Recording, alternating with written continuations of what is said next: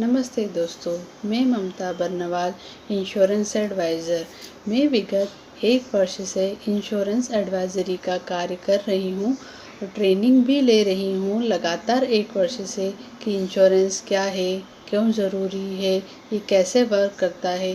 तभी मैंने जाना कि अभी हमारे समाज में पूरी तरह से जागरूकता नहीं है। लोग जानते ही नहीं हैं कि इंश्योरेंस क्या है, क्यों लेना चाहिए, इसका क्या बेनिफिट है, क्या इम्पोर्टेंस है, लोग समझते ही नहीं हैं।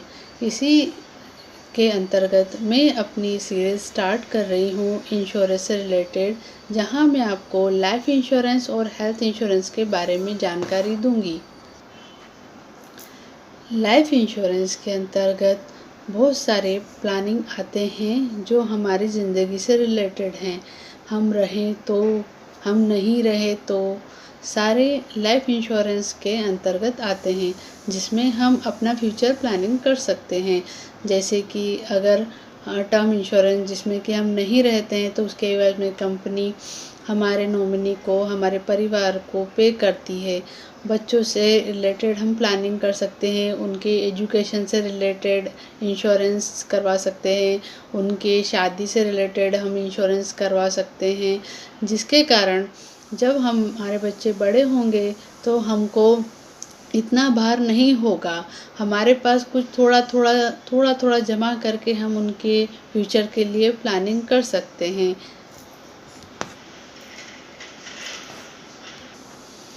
और हम हमारे फ्यूचर के लिए, वृद्धावस्था के लिए पेंशन प्लानिंग कर सकते हैं।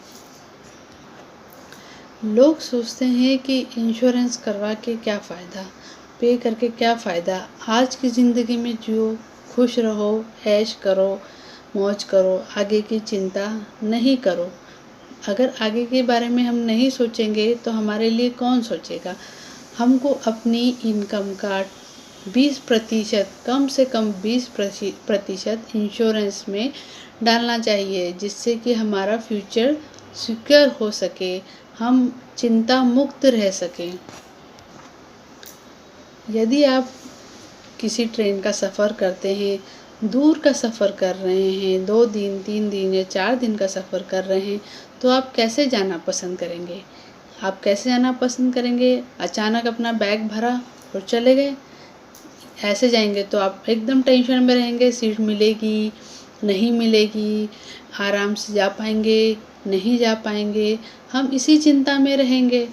मगर यदि हमने पहले से हमारा सीट रिज़र्व करवाया है, रिज़र्वेशन करवा के हम गए हैं ट्रेन में, तो हम आराम से टाइम पे पहुँचेंगे, आराम से अपना सब सामान रखेंगे, 3-4 दिन जो भी हमारी जर्नी है आराम से हम बिताएंगे।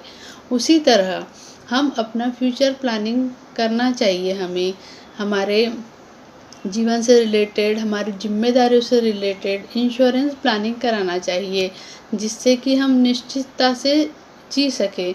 अगर हम हैं तो बहुत अच्छा है, बहुत अच्छे से हम हमारे जो सेविंग्स की है, इंश्योरेंस किया है, उससे हम अपना जो भी कर्तव्य है निर्वाह कर पाएंगे।